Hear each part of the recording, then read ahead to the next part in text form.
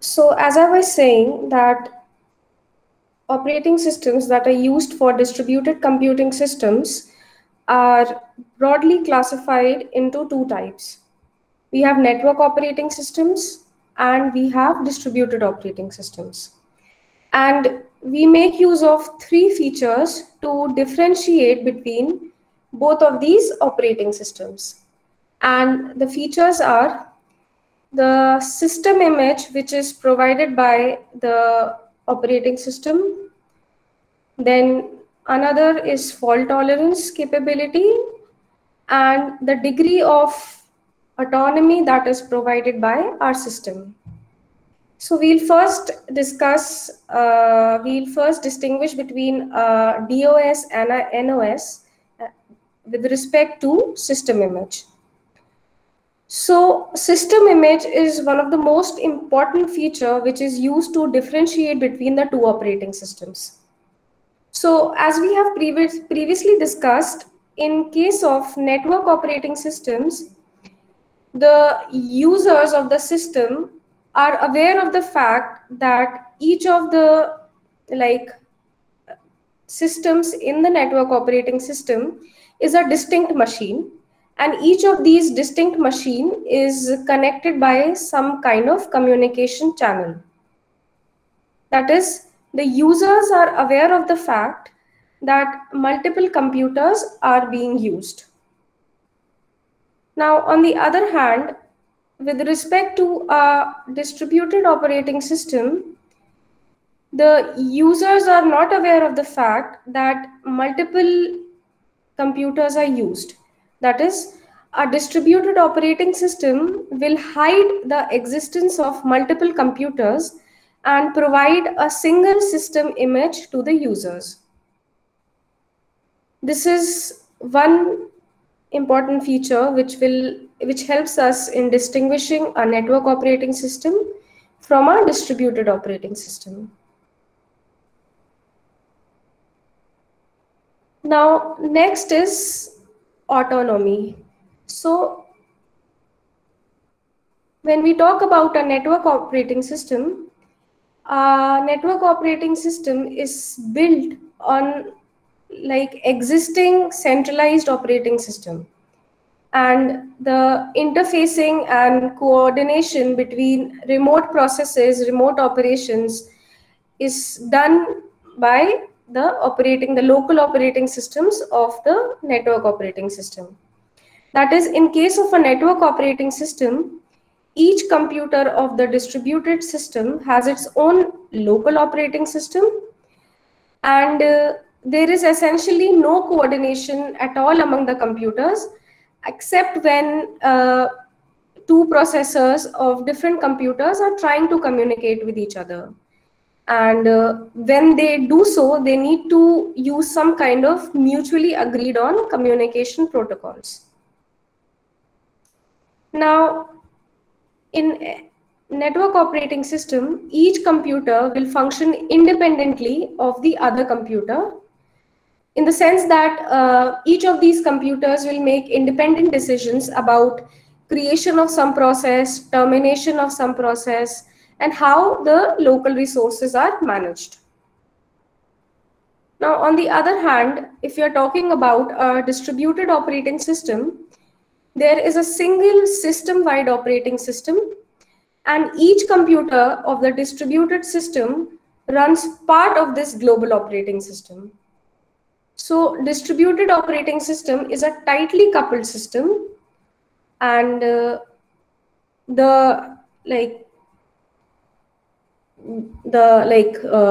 what do you call it? The components of the distributed operating systems work in close cooperation with one another to provide efficient and effective utilization of various resources of the system. So what we are saying is we have a tightly coupled system, and what we are trying to provide you is with a single system view of a computer system. And the processes and the resources are globally managed. When we say resources are globally managed, there may be a situation where some resources are managed globally, while some resources are managed locally. So when we are saying that multiple computers are communicating with one another, but the user is not aware of that fact. So in order to provide a single system view, the processes, the machines are interacting with one another, and the interaction happens through message passing. So this is second important feature of a distributed network, which helps us in distinguishing a network operating system from a distributed operating system. Then finally, we have a third feature, which is the fault tolerance capability. So when we talk about a network operating system, this network operating system provides little or no fault tolerance capability, because if if you say 10% of the machines of the entire distributed computing system are not working, are down at any moment, then at least 10% of the users will not be able to continue their work. Because in network operating systems, users are aware of the fact that they are working, they are part of a network operating system or a distributed system which makes use of a network operating system. And they have the capability to choose whether they want to work on their local machine or they want to execute their process remotely. When we talked about R login, to remotely log into a machine and execute their process. So we are saying that if 10% of the machines are not working, then at least 10% of the users will not be able to continue their work. Now, on the other hand, with a distributed operating system, most of the users are normally unaffected by failure of machines and continue to perform their work normally. There may be some kind of performance degradation, like if 10% of the machines are not working, we can assume that there will be 10% loss in performance of the entire distributed system. So when we are talking about the fault tolerance capability of both of these operating systems, distributed operating systems, then the fault tolerance capability of a distributed operating system is usually very high as compared to a network operating system. So a distributed system that uses a network operating system is referred to as a network system. Whereas if we have a distributed operating system, like if we have a distributed computing system that makes use of a distributed operating system, then it is usually referred to as a true distributed system or simply a distributed system. So what we are trying to imply here is that in most of the distributed systems, we make use of distributed operating systems rather than network operating systems. And since we are making use of distributed operating systems in almost 90 to 95% of the machines, we are saying that a distributed system which makes use of distributed operating system will be called a distributed system or a true distributed system. So this is all about distributed operating system and network operating system. There are three important features that will help us distinguish a network operating system from a distributed operating system, and that is the fault tolerance capability, autonomy, and the system view. So last software concept that we are going to discuss today is middleware.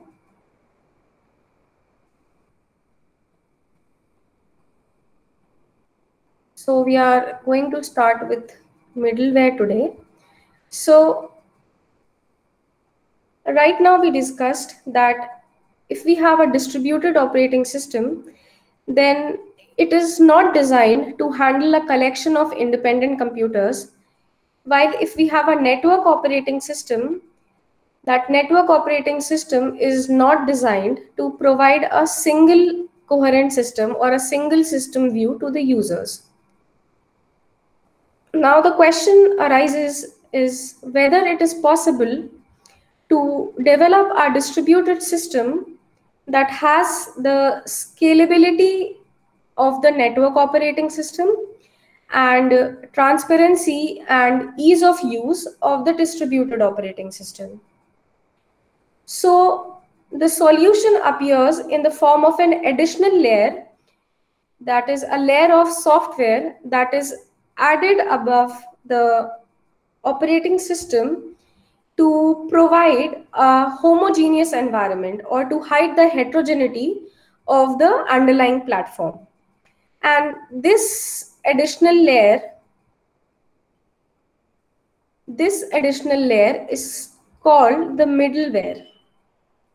So the solution is to place an additional layer of software between the applications, between these distributed applications and the network operating system, to offer a higher level of abstraction. Abstraction in the sense that we are trying to hide the complexity of our underlying hardware, the complexity of our operating system, whether it is a network operating system or a distributed operating system. So what we are saying is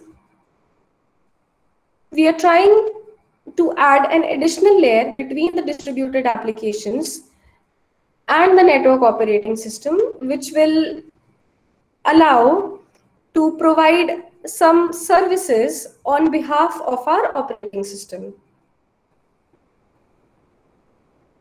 So middleware is like a software layer that provides some kind of programming abstraction, as well as it helps in masking the heterogeneity of our underlying network, our hardware, our operating system, and the kind of programming languages we use.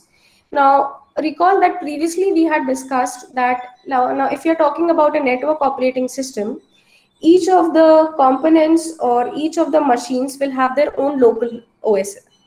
And each of the local machines will have their own kind of hardware, will have their own operating system. Some, they may have their own programming languages. So we are making use of a middleware which acts as a software layer to provide an abstraction and to hide the differences that exist in our underlying hardware. So middleware will just act as a software to bridge the gap, or like it will act as a communication bridge between our distributed application and the platform. So here,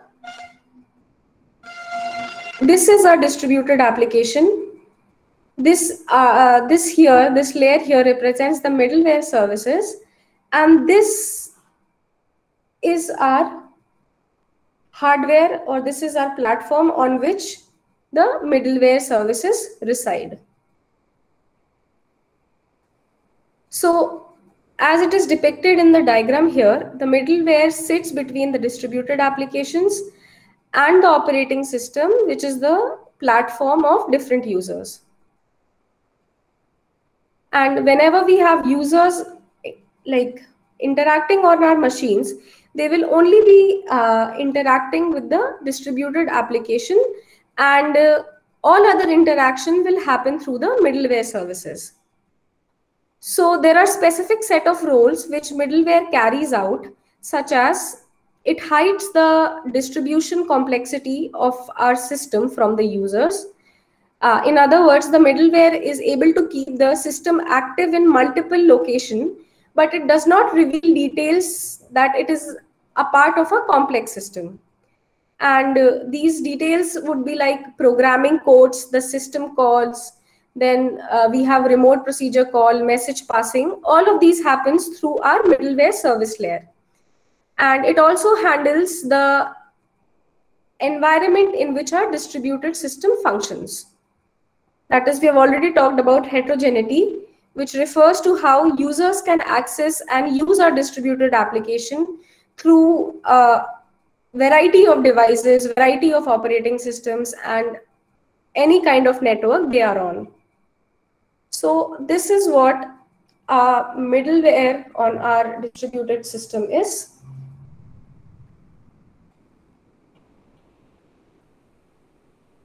Now,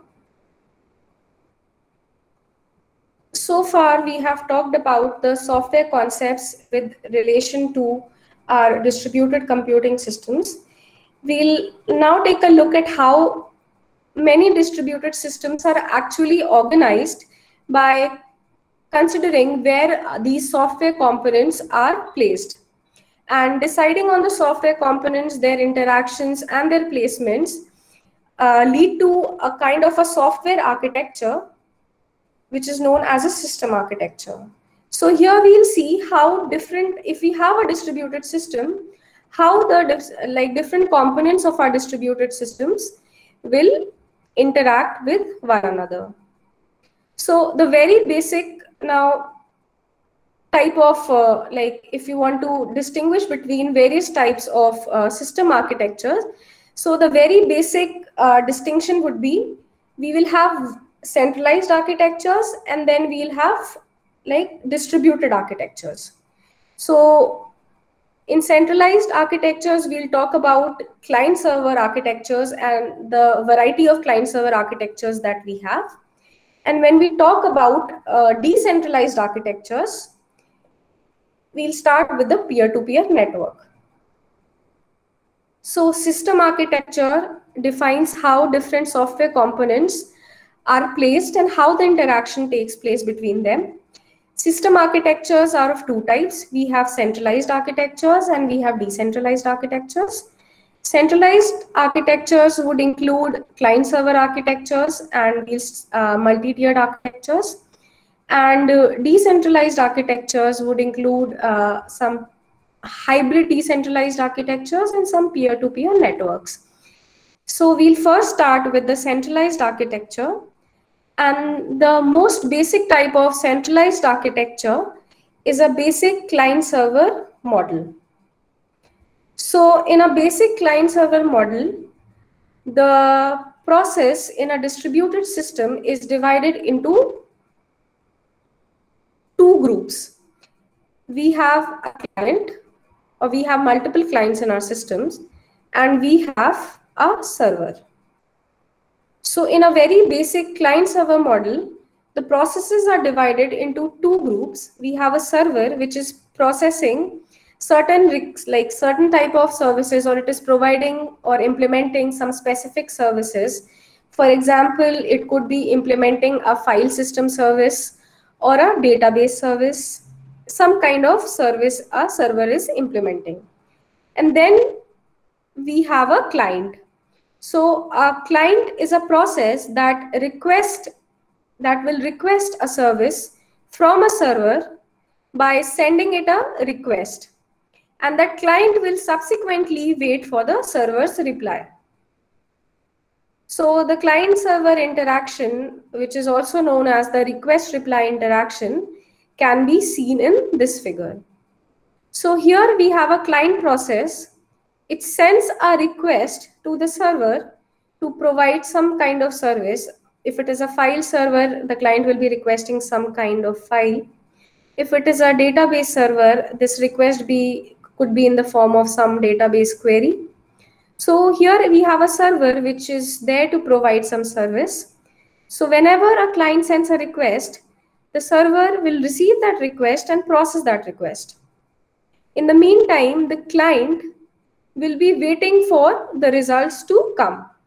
So the server will process this request and will send a reply back to the client, and the client will receive the reply. So here we can see the communication that is happening between the client and the server is implemented by means of a simple connectionless protocol. By connectionless protocol, what we mean is before sending the request or before receiving the reply, we are not trying to establish any kind of connection between the client and the server.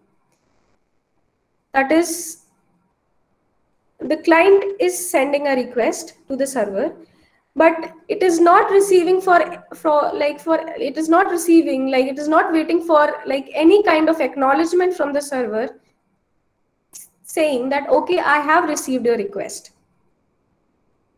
And similarly, when the server sends a reply back to the client will not send an acknowledgement back to the server saying that I have received your reply. So this kind of communication is said to be kind of connectionless communication.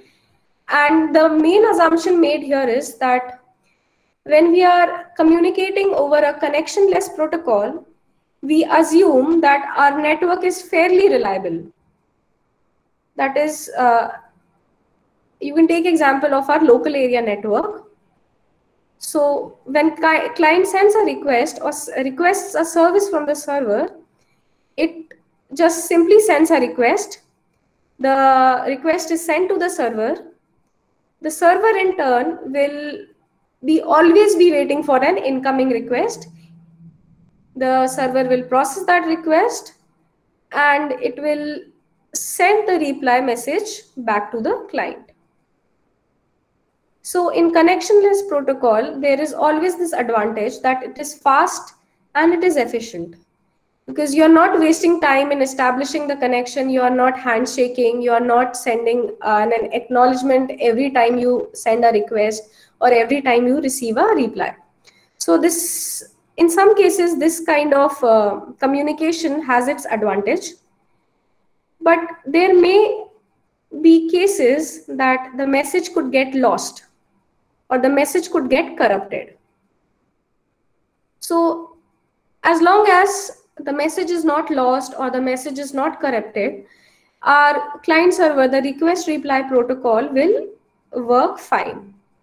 But there could be occasional transmission errors. There could be messages getting lost, the request getting lost, or the reply getting lost. So it is up to the user to decide when, like, losing a message or like transmission failures is okay with him or when it is not okay with him. So if you're trying to build a distributed application, we will have to decide when it would be okay to have an occasional transmission failure or an occasional like loss of message or corruption of message, and when all of this would not be okay. So for example, let us take a case when like transmission failure or corruption or loss of message will not be okay.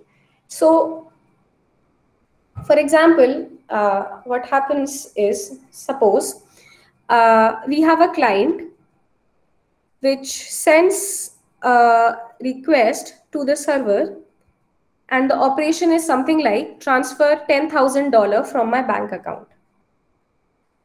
And if this original request message is lost or that transmission of the reply failed, so if the reply was lost, then resending this request may result in the operation being performed twice. And if the operation is something like transfer $10,000 from my account, then clearly we would not want to perform this operation twice. In this case, it would simply be better to report that, okay, an error has occurred. Either the message is not sent or a reply is not received. Just a second, sorry. Now, on the other hand, if the operation was, or if the request was, tell me how much money I have in my account, like if you want to check your account balance, then it would be perfectly acceptable to resend the request if the request is lost or there is some kind of transmission failure. So we need to decide while building an like a distributed system that when an operation can be repeated multiple times without harm and when some operation cannot be repeated multiple times. So checking your account balance, if a request for checking your account balance fails, then there is no harm in sending that message again. But if transferring some amount from your bank account, that request fails, then it is always suggested that you wait for some time before sending that request again. Please excuse me for a second.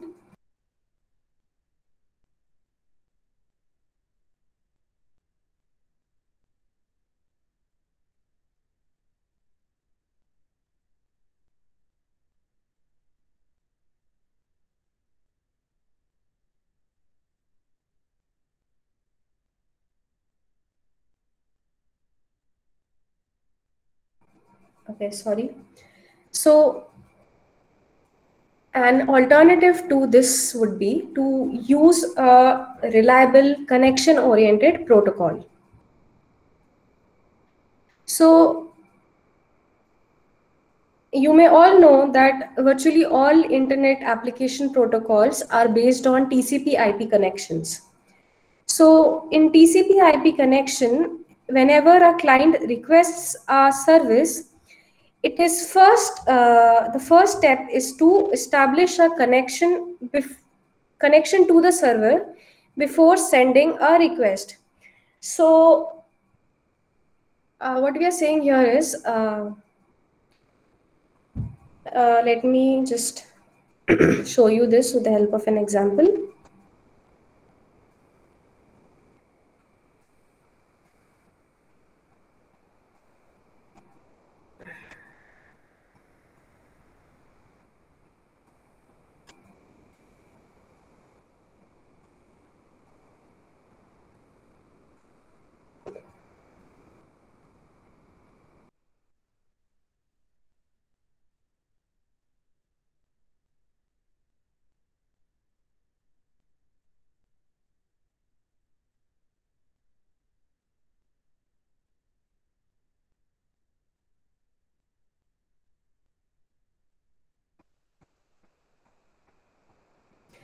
So what we are saying is, previously we were talking about a connectionless protocol for establishing client-server communication in our distributed system.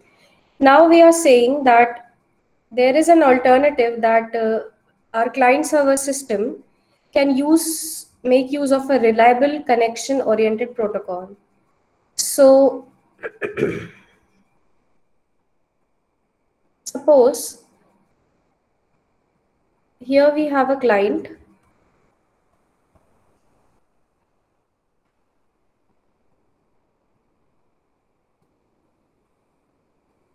and here we have a server. So if we have a connection oriented protocol, what we are doing is we'll first generally establish a connection to the server.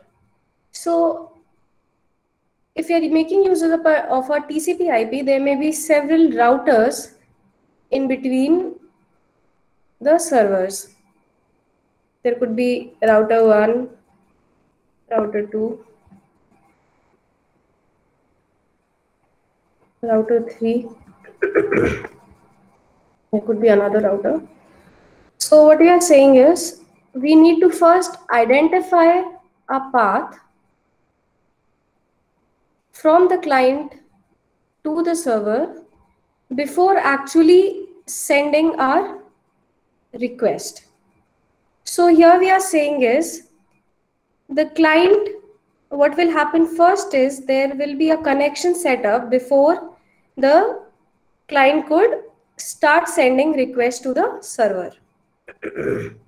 So here we have first we have a connection setup phase.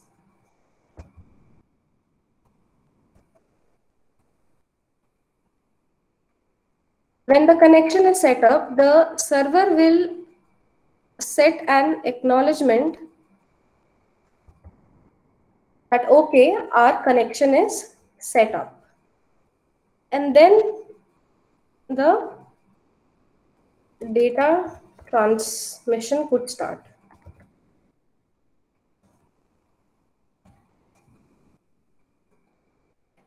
So what we are doing here is that whenever a client requests a service, it will first set up a connection to the server before sending the request. And the server generally uses that same connection to send a reply message after the connection is torn down. So what we are saying here is we are setting up the connection. Server is sending an acknowledgement that okay, the connection has been set up. Then here in this data transmission phase, the client is sending a request to the server. This is our client and this is our server. So the client is sending the request to the server. When the request is received, the server sends an acknowledgement that your request is received. The client will wait for some time, some amount of time. Then the server will send a response from the server to the client. There will be a response to the request. The client will again send an acknowledgement that okay, I have received your response, and then we will tear down this connection. That is, we will disconnect the connection that was established between the client and the server. So this is reliable connection oriented protocol. Why we are calling reliable is because for every request and for every response, we are sending an acknowledgement so that we can make sure that our message is not lost or our message is not corrupted or there is no kind of communication transmission failures. So after the client will receive a reply message, the connection is torn down. But the trouble with this kind of setting up connection and tearing down connection is that this is a very relatively costly means of communication, especially if it is done for a very small request. So like fetching your, like we previously discussed, your account balance.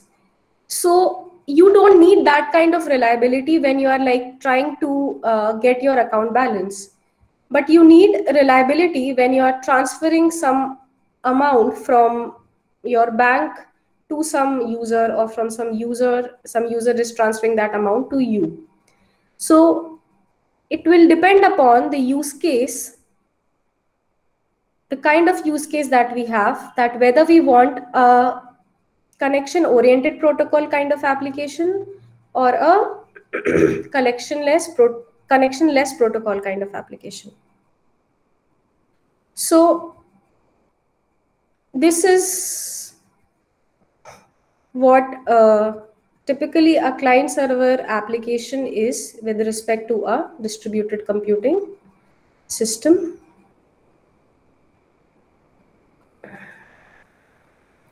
So we have a centralized system architecture, which is the client server architecture. Then if we are doing it without a connection establishment, then it is a very simple approach, but it is unreliable in nature. We have to resend sometimes if there is kind of a transmission failure. But what will happen if we receive the same like message twice, same request twice? So in that case, what we are doing is we are making use of TCP for a reliable connection. And almost all internet applications make use of TCP/IP protocol for communicating on the internet. And it is not always appropriate because the cost incurred is very high, as well as it is not advisable to use it for small request response applications. Next, we'll see in what other ways can we implement our client server applications. So here we can see that we have now many client server applications could also be constructed in roughly 3 phases. Now there is one part which handles the user connection, part that handles like the user connection or the interaction with the user, which is known as the user level interface. Then there is a part that operates on the database or the file system, that is the data level interface, and a middle part that is generally associated with the core functionality of the application. And this middle part is logically placed at the processing level. So this is how a client server could be implemented using 3 levels. So let us discuss this with the help of an example.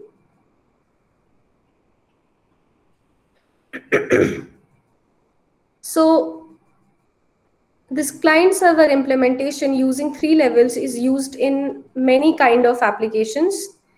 It is used in internet search engines, and UI on the user interface is present on the client. Data level is present on the server, and the processing can either be on the client or the server. So now let us consider internet search engine, the example that is present here. So if we have an internet search engine, if you like ignore all the animated banners or the images or the fancy dressing that you can do on your internet search engine, the user interface for internet search engine is very simple. And the kind of operation it performs is also very simple. On that user interface, the user could type in a string of words or a string of keywords, and in response to that string of keywords, the user is subsequently presented with a list of web pages. So what we are saying here is that if you're taking example of an internet search engine has a user interface that is present to the user. The user makes use of that internet interface to type in some keywords or type in some information and some like sentences or keywords. And what happens is, in response to that string of keywords, the user is provided with a list of titles of web pages on the user interface. Now, this is the user interface level that we were talking about. Now, in the back end, there is a huge database of web pages that have been prefetched, and all of these pages have been indexed. So we make use of some data information retrieval techniques for indexing our web pages. So all of these indexed web pages are present in a huge database. That is, we'll be having a huge database of web pages that will form our backend. So on the data level, we will have a huge database with some web pages, and there will be web page titles, and we will also have some metadata information about these web pages. So we have already defined what a user interface is, that is the user level interface. And we have defined what a backend here is, that is the data level, where we will have a database which will consist of several millions of web pages. And these web pages are indexed, and also the title of these web pages are like metadata information contains the titles of these web pages. So now, in the core of this search engine, there will be one program that will transform the user string of keywords, whatever the user enters, into one or more database queries. So here in our core, we are saying that we will have one program that will convert our keyword expression into database queries, and that program will be a query generator. So we are making use of a query generator in order to convert the user generated input into something that our database will be able to understand. Now, When our database receives this database query, it will do some processing and it will consequently provide the result. That is, it will fetch some results, or it will provide us with some results, and we will then make use of a ranking algorithm which will rank the results into a list, and then our HTML generator will transform this list into a series of HTML pages. So within the client-server model, this information retrieval part is typically placed at the processing level. So this is also a client-server model where you are requesting for some information and you are getting, now you are like typing in some keywords, suppose like anything, you say blockchain. Now blockchain would be a keyword expression. So when you type that word blockchain into your search engine, within 0.02 seconds, you will get multiple web pages, each of them having like some title and some information with respect to blockchain. So here also it is kind of request and response model, but internally the search engine is organized into 3 different layers. The user level layer, then we have processing level layer, and we have a data level layer. So this is how we could also implement our client server in different layers.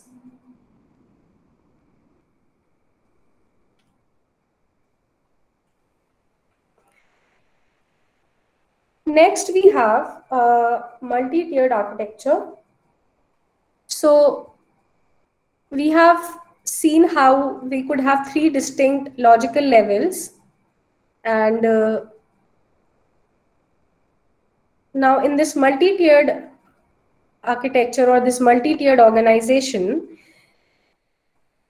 we will see several different types of client-server organizations.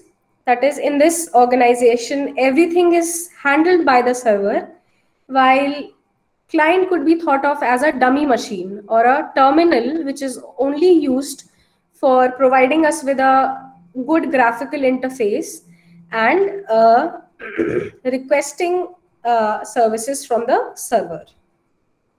So there are many possibilities in which we could organize our client and server in a multi-tiered architecture, and we will see each of these client server organizations in this figure. So now there could be one approach for organizing the clients and servers to distribute the programs in the application layers, and this application layer could either be present on the client side or could be present on the server side, and there could be several alternative client server organizations. From here we could see that we have 5 different multi-tiered client server organizations starting from A to E. So we are calling it thin client to fat client. Thin client in the sense that here the client is only providing us with a user interface. That is, it is simply a dummy terminal, and there is just like some graphics. There could be just a user terminal for user to enter their request. But as we go down this organization from A to E, we see that our client side has become fat. That is, we are performing some kind of processing on the user side, and there could be database also available on our user side. So we'll see each of these multi-tiered architecture one by one. Okay, I think the time is up. We'll stop here for now. In the next class, we'll finish this multi-tiered architectures, and then we'll start with the peer-to-peer network. Please drop in your names in the in-call messages. Also, since this is the last slide for distributed computing, I will share with you 3 resources for going through all the slides that we have discussed till now. So please drop in your name, drop in your enrollment number, sorry, and then you can just exit the call.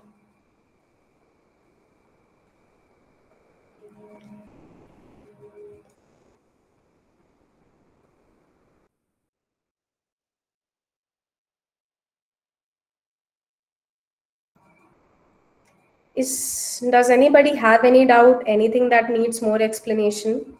If anybody has any doubt or if anything that you didn't understand, you could always ask me. I could like schedule a 10 to 15 minutes call to discuss anything that is not clear to anyone. And you could also post your questions in the in-call messages if you have any. I will share all the resources regarding the system concepts, the client server architectures, and all the distributed computing concepts that we have studied till now. You can go through those resources, and if you find something that is not present in those documents which I have covered in the slides, please let me know. I will try and provide you with the documents or the books. Other than that, if there is anything that is not clear or if anything that wants repeating, you can just let me know. Okay, somebody is asking for the videos. So I will share the videos with you now. I have completed this section. I will just ask Sandeep Panda sir, and then I'll share the videos with you all. We'll upload the videos on YouTube, I think, because we have been asked to. And also I'll share all the videos that I have recorded till now.